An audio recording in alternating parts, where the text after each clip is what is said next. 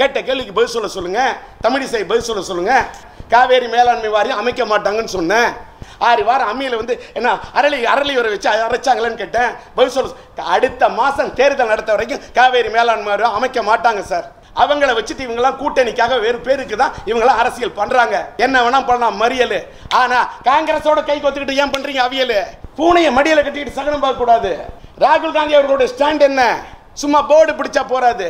இன்னைக்கு அனைத்து கட்சி கூட்டம், திமுக கூட்டம் அனைத்து கட்சி கூட்டமா? அது எப்படி சார்? அது அந்த செய்தி போடுறதுக்கு மனசாட்சி வேணும். பிரதமர் மாண்புமிகு பிரதமர் நரேந்திர மோடி, அவருக்கு ஏற்ற ஆளு தமிழக முதல்வர் எடப்பாடி. அவர் சரியான ஒரு ஜாடி. டி ராஜேந்தர் உள்ளேன் ஐயா, கஜேந்திரன் உள்ளேன் ஐயா, எல்லாரும் உள்ளேன் ஐயா. ஒவ்வொரு கட்சி நாங்க உள்ளேன் ஐயா உள்ளேன் ஐயான்னு ஆஜர் போடுறதுக்கு போராடுறீங்களா? 2 பேரும் ஓட்டு அரசியல் தான் பண்றாங்க. அதிமுகவும் திமுகவும் ஒரே குட்டையில் ஊறிய மட்டை என்று இன்றைக்கு இருக்கக்கூடிய கால சூழ்நிலை, அதையெல்லாம் மனதில் கொண்டுதான் உங்களை சந்தித்து சில கருத்துக்களை பகிர்ந்து கொள்ள விருப்பப்படுகின்றேன். காரணம், நேற்றைய தினம் நடைபெற்ற இந்த முழு அடைப்பு, இந்த தமிழ்நாட்டிலே ஏற்பட்ட ஒரு உணர்வுமிக்க போராட்டம், அதிலே கலந்து கொண்டவர்கள் நான் என்று சொன்னதை போல யாராக இருந்தாலும் அந்த உணர்வு மிக்கவர்களை அந்த உணர்ச்சி கொந்தளிப்பை வெளிப்படுத்தியவர்களுக்கு என்னுடைய பாராட்டுதலையும் வாழ்த்துதலையும், ஒரு மனித நேயமுள்ள ஒரு மனிதனாக, ஒரு லட்சியமுள்ள ஒரு தமிழனாக அவர்களுக்கு என்னுடைய வாழ்த்தை தெரிவித்துக் கொள்கிறேன். ஒரு வலைதளத்தில் நின்று போராடினவங்களாக இருந்தாலும் சரி, தங்களுடைய உணர்வை வெளிப்படுத்தின அத்தனை பேருக்கும், அது ஒரு 2 பேர் இல்லை, அத்தனை பேருக்கும், பிரதான எதிர்க்கட்சி திராவிட முன்னேற்ற கழகத்திலிருந்து தொடங்கி அத்தனை கட்சிகள் போராடி இருக்கிறார்கள். அந்த கட்சிகளை எல்லாம் மீறி அத்தனை உணர்வு உள்ள தமிழர்கள் போராடி இருக்கிறார்கள். தமிழ்நாட்டின் மீது காவேரி மேலாண்மை வாரியம் அமைக்க வேண்டும் என்ற அந்த உணர்வோடு, அன்றைக்கி நான் சொன்ன மாதிரி தமிழர்கள் அத்தனை பேரும் ஏன் பிரிஞ்சு கிடந்து போராடுறீங்க அப்படின்னு சொல்லும்போது, அன்றைக்கி வந்து ஏன் இத்தனை தமிழர்கள் இடையில் எல்லாரும் ஒட்டுமொத்தமாக போராடணும்? அன்றைக்கி ஒரு கடை எடுப்பு, அப்புறம் ஒரு கடை எடுப்பு, அதுக்கப்புறம் ஒரு கடை எடுப்பு, எதுக்கு? ஒரே தெரியா ஒட்டுமொத்தமாக ஒரு கடை எடுப்பு. அதுதான் மத்திய அரசுக்கு ஏற்படுத்தும் ஒரு மாரடைப்புன்னு சொன்னது நீங்களாம் ஏதோ வார்த்தை என்று, ஒரு வார்த்தை மட்டும் என்று எடுத்துக்கொள்ளாமல் அதை அந்த உணர்வை வெளிப்படுத்திய, உதாரணத்துக்கு வெள்ளைக்காரரின் காலத்திலிருந்து இந்த டிவைட் அண்ட் ரூல், பிரித்தாளும் கொள்கை இருக்கிறது என்பதை எடுத்து சொன்னவுடன் வியாபாரிகள் சங்கத்தின் தலைவராக இருக்கக்கூடிய வெள்ளையனவர்கள் என்ன நினைத்தாரோ, 11ஆம் தேதி வைத்திருந்த போராட்டத்தை கூட மாற்றி ஒரே நாளில் கடையெடுப்பு என்று வந்தாரே, அந்த வெள்ளையனவர்களுக்கும் அந்த வியாபாரிகள் சங்கத்துக்கும் அவர்களை நான் மதிக்கின்றேன். அவர்களுக்கு என்னுடைய நன்றியை தெரிவித்துக் கொள்கிறேன். அதே போல 3ஆம் தேதி நடத்தியிருந்தாலும் கூட இன்னொரு வியாபாரிகள் சங்கத்தை சேர்ந்த நம்முடைய விக்ரமராஜா அவரும் ஒரு முடிவெடுத்து தங்களுக்குள் இருக்கக்கூடிய மனமாச்சரியத்தை எல்லாம் மறந்து நேற்று ஒட்டுமொத்த ஒரு கடையடைப்பு. அதை பார்க்கும்போது இந்த தமிழர்களின் உணர்வு, அது மட்டும் இல்லை, அத்தனை அதில் சில இன்னொன்று போனேன், தமிழ்நாடு எனக்கு தண்ணி வேணும், நான் தண்ணி டேங்கர் அந்த லாரி ஓட்டுறதா இருந்தால் நான் ஃபோன் பண்ணி நான் ஓட்ட போகிறதில்ல அப்படின்னு சொன்னேன். அந்த சாதாரண தொழிலாளர்களுக்கு, போக்குவரத்து தொழிலாளர்களுக்கு, யார் ஒரு ஆட்டோ ஸ்டாண்டில் இருக்கக்கூடிய ஒரு ஆட்டோ தொழிலாளர்லேருந்து ஆரம்பித்து பஸ் ஓட்டக்கூடிய தொழிலாளர்லேருந்து ஆரம்பித்து அத்தனை பேருக்கும் தான் கடையை கூட நான் கீரை விற்கிறனோ, கஷ்டப்படுறனோ, கூட விற்கிறனோ, அது விற்கிறனோ எல்லாத்தையும் மறந்து ஒட்டுமொத்தமாக அந்த கடையடைப்பு நடத்திய அத்தனை உள்ளங்களுக்கும், மற்றபடி தங்களோட உணர்வை வெளிப்படுத்திய அத்தனை பேருக்கும் என்னுடைய வாழ்த்தை நான் பாராட்ட, ஒரு லட்சியமுள்ள தமிழனா தெரிவிக்கிறதுக்கு தான் இது பண்ணுறேன். என்னோட உணர்வு, நான் என்னோட தார்மீக ஆதரவுன்னு சொன்னேன். அந்த தார்மீக ஆதரவுன்றதுல 1000 பொருள் வைத்து தான் நான் சொன்னேன், அர்த்தம் வச்சு தான் சொன்னேன், ஆடம் வச்சு தான் சொன்னேன். என்னன்னா, ஒவ்வொருத்தரும் தனித்தனியாக ஒவ்வொரு வேலை எடுத்து இப்படி குத்துறது எப்படி இருக்கு, அப்படியே சேர்த்து ஒரே குத்து, அதுதான் பஞ்சு. அடிப்பட்டவனுக்கு அடைக்கணும் நெஞ்சு, குத்து விட்டா வரணும் சத்தம், அப்படியே கலங்கணும் சுத்தம். ஏன்னா அந்த மோடியோடைய பிரதமர் மோடி அவர்களுடைய ஆட்சியில் இந்த பிரித்தாளும் கொள்கை என்பது ஒரு கபட நாடகம் என்பது எல்லாரும் சொல்றாங்க. நான் சொன்னேன், காவேரி மேலாண்மை வாரியம் அமைக்க மாட்டாங்க, அவங்க 6 வார கெடுலாம் முடிஞ்சு போச்சு. இப்போ எல்லாத்தையும் இந்த போராட்டம் இப்படி நடந்த உடனே பாருங்க, நான் அன்னைக்கே சொல்றேன், அந்த போராட்டம் நடத்துறீங்களே, கர்நாடகா ஆள்றது யாரு?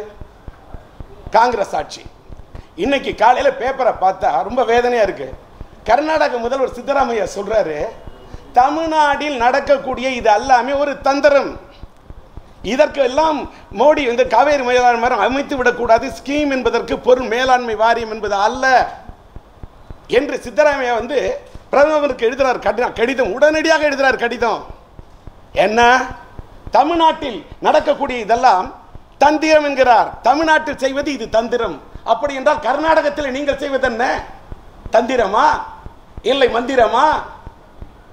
இல்ல நீங்க ஏதாவது தண்ணியே விட மாட்டேன்னு எங்களுக்கு உச்ச நீதிமன்றத்தை எதிர்த்து போராடக்கூடிய அளவுக்கு உங்கள்கிட்ட ஒரு எந்திரம் இருக்கு, எங்களுக்கு தெரியல. சித்தராமையா என்ன சொல்றாரு?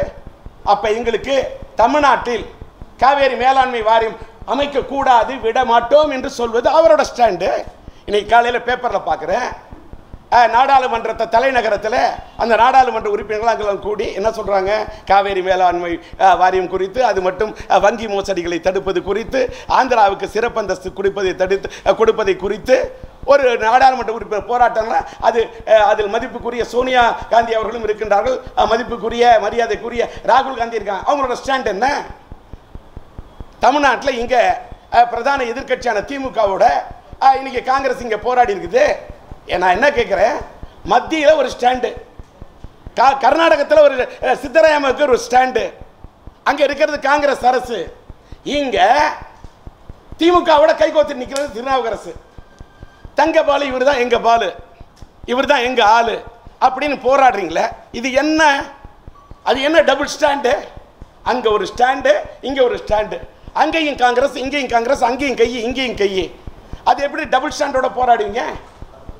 பூனையை மடியில் கட்டிக்கிட்டு சகனம் பார்க்க கூடாது. காங்கிரஸை கையில கோத்துக்கிட்டு காவேரி மேலாண்மை வாரியம் அமைக்கணும் போராடக்கூடாது. காங்கிரஸுக்கே இந்த ரெண்டு நிலைப்பாடு. காங்கிரஸோட நீங்க கூட்டணி வைக்கணும் செஞ்சீங்க, தனியா போய் தொகுதி உடன்பாடு. ஆனால் இந்த கொள்கையில் அவங்களுக்கு இருக்குது முரண்பாடு, அவங்களுக்கு இருக்குது ரெண்டு நிலைப்பாடு. காங்கிரஸ் எடுக்கிறது ரெண்டு ஸ்டாண்டு. எப்படி ஒத்துக்க முடியும்? உடனே நீங்க என்ன சொல்றீங்க? அதிமுக அரசை எதிர்கட்சி தலைவர் சாடுகிறார். என்ன சொல்றாரு? இந்த அதிமுக என்பவர்கள் மாண்புமிகு முதல்வர் எடப்பாடி என்றாலும் துணை முதல்வர் ஓபிஎஸ் என்றாலும் இந்த அதிமுக அரசு பிஜேபியோட அடிமை என்றும் அடிவரடி என்று சொல்கிறார்கள். ஆக அதிமுகவாவது பிஜேபியோட மறைமுக கூட்டு, திமுகவுக்கும் காங்கிரசுக்கும் நேர்முக கூட்டு. அதிமுக பிஜேபியோடு மறைமுகமாக சேர்ந்து கொண்டு பிஜேபி வகுப்பது, பிஜேபிக்கு இருப்பது இரட்டை நிலைப்பாடு என்று சொன்னால், இப்பொழுது காங்கிரசுக்கும் இருப்பது இரட்டை நிலைப்பாடு. அந்த காங்கிரஸோடு கை கோத்து கொண்டிருப்பது திமுக.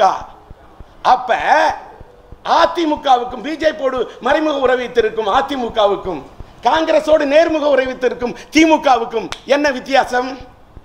மறைந்துவிட்ட கல்வி தந்த நம்முடைய கருப்பு வைரம் மறைந்துவிட்ட முன்னாள் தமிழகத்தின் முதல்வராக இருந்து அகில இந்த காங்கிரசிலே சரித்திரம் படைத்த காமராஜர் ஐயா சொன்னாரே, அதிமுகவும் திமுகவும் ஒரே குட்டையில் ஊறிய மட்டை என்று. அதை போல இன்னைக்கு பிஜேபியோட கைகோத்த அதிமுகவும் காங்கிரஸோடு கைகோத்த திமுகவும் இது நிலைப்பாடு என்றால் மக்கள் என்ன நினைப்பார்கள்? இவங்களுடைய இந்த ஸ்டாண்டை பார்க்கல நான் ரொம்ப ஃபீல் பண்றேன். அவங்களுக்கு ஒரு ஸ்டாண்டு, மைக் வைக்கணுங்கிறது இவரோட ஸ்டாண்டு, ஆளுக்கு ஒரு ஸ்டாண்டு. டபுள் ஸ்டாண்டு எப்படி ஒரு இன்னைக்கு காங்கிரஸ் கடைபிடிக்குது? நான் கேட்கிறேன், காவேரி மேலாண்மை வாரியத்தில் மதிப்புக்குரிய சோனியா காந்தி அவர்களோட ஸ்டாண்ட் என்ன? ராகுல் காந்தி அவர்களுடைய ஸ்டாண்ட் என்ன? சும்மா போர்டு பிடிச்சா போறாது. நான் கேட்கிறேன், இந்த நேரத்தில் தமிழ்நாட்டு மக்கள் இன்னைக்கெல்லாம் முன்ன மாதிரிலாம் கிடையாது. சோசியல் மீடியா, வாட்ஸ்அப் வந்துருச்சு, இளைஞர்கள்லாம் விழிப்புணர்ச்சியோடு இருக்கிறாங்க. இன்னைக்கு தான் இப்படி காங்கிரஸ் டபுள் ஸ்டாண்டு ரெண்டு நிலைப்பாடு வச்சிருக்குங்கிறதுனால காரணத்தால தான் அன்னைக்கு ஈழத்தமிழர்களுடைய பிரச்சனை இல்லை. சோனியா ஸ்டாண்ட் என்ன, ராகுல் ஸ்டாண்ட் என்ன தெரியல. அதனால தான் முன்னாள் முதல்வர் அன்றைய முதல்வர் கலைஞர் அவர்கள் அண்ணா சமாதியில் போய் உண்ணாவிரதம் இருந்தாரு. இவர் எடுத்தார் ஒரு ஸ்டாண்டு, ஆனா காங்கிரஸ் எடுத்து வேற ஒரு ஸ்டாண்டு. காங்கிரஸ் கூடவே இருந்து பறிச்சது குழி. அதனால தான் ஈழத்தமிழ் பதுங்கு குழியிலேருந்து வெளில வந்தான். இவங்க அன்னைக்கு எடுத்த டபுள் ஸ்டாண்ட் எடுத்த காரணத்தால தான் அன்னைக்கு முள்ளிவாய்க்கால் 1.5 லட்சம் அப்பாவி தமிழன் கொன்று குவிக்கப்பட்டான். ரத்த ஆறு அங்கே ஓடியது. இன்னும் மறக்கல, அந்த கருப்பு தினம் மறக்கல, அந்த வலி இன்னும் மறக்கல. இன்னைக்கு ஈழத்தில் தமிழர்கள் அத்தனை பேர் வெளியேற்றப்பட்டு அங்கே சிங்களவன் குடியேற்றப்படுகிறான். ஈழத்தமிழச்சி கற்பழிக்கப்படுகின்றால், கண்ணகி பரம்பரையிலே வந்தவருடைய அந்த கற்பு அங்கே சூறையாடப்படுகிறது. 2078 இந்து கோயில் இடிக்கப்பட்டு புத்த விகார்களாக மாற்றப்படுகிறது. இந்த நிலைமை காங்கிரஸ் அன்னைக்கு எடுத்த ஸ்டாண்டு. அதே காங்கிரஸோட இன்னைக்கு கை கோத்துக்கிட்டு நீங்க போராடுறத பார்க்கும்போது ரொம்ப மனசுக்கு ஆதங்கத்தை கொடுக்குது. அப்ப நீங்க அதிமுக பார்த்து சொல்றதும், அப்ப நீங்க எல்லாமே கூட்டணி அரசியல் தான் நடத்துறீங்க. இன்னைக்கு அனைத்து கட்சி கூட்டம், திமுக கூட்டம் அனைத்து கட்சி கூட்டமா? அது எப்படி சார்? அது அந்த செய்தி போடுறதுக்கே மனசாட்சி வேணாம்? அனைத்து கட்சி கூட்டத்தில் யாரா இருக்கா பாருங்க, யாரா இருக்கா? கவுண்டம் எண்ணி பாருங்க. அனைத்து கட்சி கூட்டம் இல்ல, திமுகவின் ஆதரவு கட்சி கூட்டம். அதற்கு பெயர் அனைத்து கட்சி கூட்டம் அல்ல, திமுகவின் கூட்டணி கட்சி கூட்டம். நீங்க உங்களோட ஆதரவு கட்சி கூட்டத்தை கூட்டிங்க, உங்களோட கூட்டணி கட்சி கூட்டத்தை கூட்டிங்க. நீங்க என்ன வேணாலும் போராடுங்க. ஆனால் மக்களுக்கு இதுக்கு வேணும் விளக்கம். ஈழத்தமிழர்கள் சிலையே நாங்க மறக்கல, ஒரு நாள் 2 நாள் இல்ல, மறக்கல. அவ்வளவு பெரிய வடுவை ஏற்படுத்திருக்கீங்க. இவ்வளவெல்லாம் ஏற்படுத்தின இந்த நாட்டில் இன்னைக்கு பாருங்க, ஒரு வேதனைக்கு ஒரு விஷயம். சட்ட பல்கலைக்கழகத்தை எடுத்துக்கிட்டாக்கா யாரா துணைவேந்தர்னு சொன்னாக்கா எஸ்என் சாஸ்திரி, அதாவது சாஸ்திரி அங்கே போடுறாங்க. நாராயண சாஸ்திரி, சூரிய நாராயண சாஸ்திரியா அந்த சாஸ்திரி போடுறாங்க அங்கே. இங்கே பார்த்தா ஏலைசை பல்கலைக்கழகத்தில் பிரமீளா, அது என்ன பிரத்யோகம்லான்னு எனக்கு தெரியல. இங்கே பார்த்தா அண்ணா யூனிவர்சிட்டிக்கு பார்த்தீங்கன்னாக்கா சூரப்பா, அது யாரப்பா? யாரு? தமிழ்நாட்டில் ஒரு மரபு கிடையாதா? மரபை தான் கேட்குறேன், சட்டத்தை கேட்கல. இதை ஓகே பண்ணுறது யாரு? வெறும் கவர்னர் மட்டுமா? தமிழ்நாட்டை தமிழ் ஆளுன்றீங்க. தமிழ்நாட்டை ஆளக்கூடிய எடப்பாடி தமிழன் இல்லையா? துணை முதல்வர் ஓபிஎஸ் பன்னீர்செல்வம், முதல்வர் எடப்பாடி ஐயா தமிழன் இல்லையா? துணை முதல்வர் பன்னீர்செல்வம் தமிழன் இல்லையா? ஏன் உங்களுக்கு நீங்க தான் கொடுத்துக்கிட்டே இருப்பீங்களா அனுமதி? அவங்க மட்டுமே போற்ற முடியுமா? அப்ப நீங்க எல்லாம் அவங்க ஆட்டி வைக்கிற பதுமை, உங்களுக்கு இல்ல உரிமை. அதிமுக மந்திரிகள்லாம் ஆயிட்டீங்க அடிமை. இதுதான் பிஜேபியோட பெரிய பிரத்யோக மகிமை. இதான உண்மை? இல்லைன்னு மறுக்க முடியுமா? முடியாது. அதனால தான் உரிமைகள் எல்லாத்தையும் வித்துக்கிட்டே இருக்கிறாங்க ஒன் பை ஒன்னா. நடக்கக்கூடிய ஆட்சி, இந்த ஆட்சிக்கு யார் கீ கொடுக்குறா? பின்னணியில் யார் இருக்கா? பேக்ரவுண்டில் யார் இருக்கா? தெரியுது. எல்லாம் இப்படி தான் இருப்போம், என்ன பண்ண முடியும் அப்படின்னு செய்கிறத அவங்க செஞ்சுக்கிட்டு இருக்காங்க. உடனே இங்கே தமிழ்நாட்டில் எல்லாம் ஐபிஎல் போராட்டம் நடக்குது. அந்த ஐபிஎல் போராட்டத்துக்கு போய் ஐபிஎல் கிரிக்கெட் ஆட்டம் நடக்குது, உள்ளே போகக்கூடாது சார், டிக்கெட் எல்லாம் வித்தாச்சு, உள்ளே போகாமல் இருந்தால் வாங்கினவனுக்கு டிக்கெட் நஷ்டம். ஆனால் அதை நடத்துகிறவங்களுக்கு எந்த விதமான நஷ்டமும் வராது, கஷ்டமும் வராது. இதுதான் உண்மை. அவங்க நடத்துவாங்க. ஆனால் நான் என்ன ஃபீல் பண்ணுறேன்னா, உள்ளே போகாதீங்கன்னு சில பேர் அவங்களுடைய கோணத்தில் அவங்களுடைய உரிமையை அவங்களோட குரல் கொடுக்குறாங்க, அது அவங்க இஷ்டம். ஆனால் நான் என்ன நினைக்கிறேன், காலம் கடந்து வேற வழியே இல்லை ஆட்டத்தை ரசிக்கணும்னு ரசிகர்கள் போனா கூட உள்ள போங்க. ஆனா உள்ள போகும்போது கையில போர்டு எடுத்துட்டு விட மாட்டாங்க, போர்டை வேணா அலோவ் பண்ண மாட்டாங்க. நீ போடுற ட்ரெஸ் கோட அலோவ் பண்ணுவாங்கல்ல, போங்க கருப்போட, உள்ளத்தில் இருக்கிற வெறுப்போட, ஆடையில் இருக்கிற கருப்போட. போர்டை தான் தடுக்கலாம், இந்த ட்ரெஸ் கோடை தடுக்க முடியாதுல்ல. உள்ள போகணும். 4, 6 அதுதான் இருக்கும் போர்டு. நீ 6 தூக்கி புடி, எங்களுக்கு 6 வேணும்னு புடி. காவேரி யாருக்கு மேலாண்மை வேணும்னு புடி. ஒரு பக்கம் நடக்கட்டும் ஆட்டம், நம்ம உள்ள இருந்து நடத்த உள்ளிருப்பு போராட்டம். அன்னைக்கு அந்த ஒரு தனியார் தொலைக்காட்சிக்கு என் மகன் சிலம்பரசன் போனாரு, தூத்துக்குடி ஸ்டெர்லைட் போராட்டத்துக்கு ஆதரவு. இன்னைக்கு தமிழனோட நிலைமையே கருப்பு, தமிழனோட நிலைமையை கருப்புன்னு சிம்பு சொன்ன, என் மகன் சிம்பு சொன்ன மாதிரி கருப்பு ஆடையோட போ, ஆடட்டும். அங்க ஆடுறது அவங்க ஆடுறது அவங்களோட போற ஆட்டம் நடத்துறது அவங்களோட மேல. கருப்பு ஒன்றை இருக்குதோ அதுதான் நம்மளுடைய இந்த ஆடை, ஒரு பேட்ச், அது போரும். உணர்வை வெளிப்படுத்துற நேரம் வெளிப்படுத்தணும். இன்னொன்று இதை விட்டுட்டு கடையடைப்பு தனித்தனியாக கடையடைப்பு நடத்துறதுனா இல்லாமல் இந்த அளவுக்கு ஒட்டுமொத்தம் நடிச்சு இதுக்காக காவேரி மேலாண்மை வாரியம் உடனே அமைஞ்சிரும், நாளன்னைக்கு காலையிலே பொழுது விடிஞ்சிரும் அப்படிலாம் நான் சொல்லி அல்வா கொடுக்க தேவையில்லை. ஆனால் இந்த போராட்ட முறையெல்லாம் என்னது, நாங்கள் மறியல் பண்ணுவோம், மறியல் பண்ணால் கைது பண்ணுவாங்க, மண்டபத்தில் கொண்டு வைப்பாங்க, சாயங்காலம் விட்டுருவாங்க. நான்லாம் அரிசி விலை உயர்வை எதிர்த்து திமுக காலத்தில் போராட்டம் நடத்தினேன். கைது பண்ணி 15 நாள் ரிமாண்ட் வச்சாங்க. என் கூட கைதானவங்களாம் சேர்ந்து 8 நாள் வரைக்கும் ஜெயிலில் இருந்தேன். நான் எம்ஏ படிச்சிருந்தேன், எம்ஏஹெச்டி படிச்சிருந்தேன். ஏ கிளாஸ் ஜெயில் கொடுத்தாலும் வேணாலும் சி கிளாஸ் ஜெயிலில் இருந்த வரலாறுங்க. ஆனால் இன்னைக்கெல்லாம் காலையில் கைது மட்டம்பத்தில் வைப்பாங்க, உடனே ரிலீஸ் பண்ணுவாங்க. இது அல்லாம். இன்னொன்று அதில் ஓகே, அரசு உங்களை எதிர்த்து பஸ்ஸை விடுது, அதில் தாய்மார்கள் போகிறாங்க, கஷ்டப்பட்டு யாரோ போயிட்டுருக்காங்க, அதை கல்லால் அடிக்கிறது, அதை இது பண்ணுறது, இந்த மாதிரி குந்தகம் விளைவிக்கிறதெல்லாம் அதெல்லாம் நான் என்னோட லட்சிய ரீதியாக எனக்கு அதெல்லாம் உடன்பாடு கிடையவே கிடையாது. இன்னொன்று இந்த கிளாஸ் ரூமில் போய் உட்காந்துக்கிட்டு இவர் பேராசிரியர் இது எடுப்பார், பேர் என்ன, அட்டரன்ஸ் எடுப்பார். ஐயா உள்ளேன், ஐயா டி ராஜேந்தர் உள்ளேன், ஐயா கஜேந்திரன் உள்ளேன், ஐயா எல்லாரும் உள்ளேன் ஐயாலாம். ஒவ்வொரு கட்சி நாங்கள் உள்ளேன் ஐயா உள்ளேன் ஐயான்னு ஆஜர் போடுறதுக்கு போராடுறீங்களா? அது போராட்டம் அல்ல. உணர்வு மிக்க போராட்டம் வேணும், உணர்ச்சி மிக்க போராட்டம் வேணும், அதுதான் போராட்டம். ஆனால் அந்த மாதிரி உணர்வு உள்ள போராட்டத்தை பார்த்தேன். ஆஸ்திரேலியாவில் போய் இருந்தாலும் ட்ரம் அடிச்சுக்கிட்டு அந்த நாட்டில் போய் உணர்வோட போராடுறானே என் தமிழன். அங்கே இருக்கிற போலீஸ் நீ ஓ நாடு தான் போராடு, ரொம்ப நேரம் ட்ரம் ஜாஸ்தி அடிக்காதீங்க அப்படின்னு சொன்னோன்னே தன்னோட ரத்த நாளத்தையே மேலமாக்கி அடிக்கிற மாதிரி அடிக்கிறான தமிழன். அவனோட ஸ்டாண்டுக்கு நான் கூட நிற்கிறேன். என்னுடைய உணர்வு எல்லாம் என்னன்னு கேட்டாக்கா, ஒரு ஆட்டோ கூட நாளைக்கு ஆட்டோ ஓடாட்டாலும் பரவாயில்ல, அந்த காக்கி சட்டையை போட்டுக்கிட்டு அந்த ஆட்டோ ஸ்டாண்டில் ஆட்டோ ஓட்டாமல் நின்றுட்டு காவேரி மேலாண்மை வாரியம் வேணும்னு அப்படி தூக்கி பிடிச்சானே அந்த ஆட்டோ தொழிலாளி, அவன் ஸ்டாண்டு எனக்கு பிடிக்குது. அவன் கூட நின்று கூட நான் சத்தம் போட தயார். நான் பஸ்ஸு கூட ஓட்ட மாட்டோம் அப்படின்னு சொல்லிட்டு ஒரு ஸ்டாண்ட் எடுத்து அந்த பஸ் தொழிலாளர்லாம் அந்த பஸ் ஸ்டாண்டுக்குள்ள பெருச்சோடி நின்று பஸ் ஸ்டாண்டில் நின்று அவன் ஸ்டாண்டு தான் அவங்களோட ஸ்டாண்டு பிடிக்குது. இப்படி உணர்வோடு நல்ல ஸ்டாண்ட் எடுக்கக்கூடிய அந்த தமிழர்கள்லாம் மதிக்கிறேன்.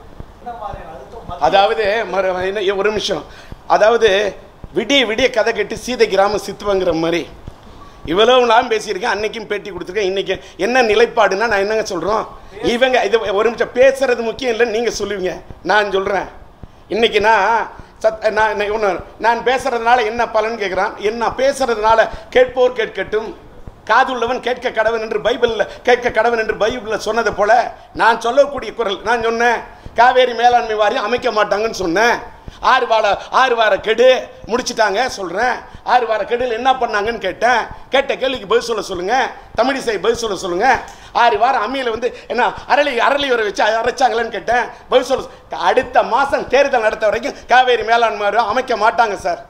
அவங்களுக்கு கர்நாடகத்தில் தேர்தல் முக்கியம், அவங்களுக்கும் தேர்தல் முக்கியம், காங்கிரஸுக்கும் தேர்தல் முக்கியம். 2 பேரும் ஓட்டு அரசியல் தான் பண்ணுறாங்க.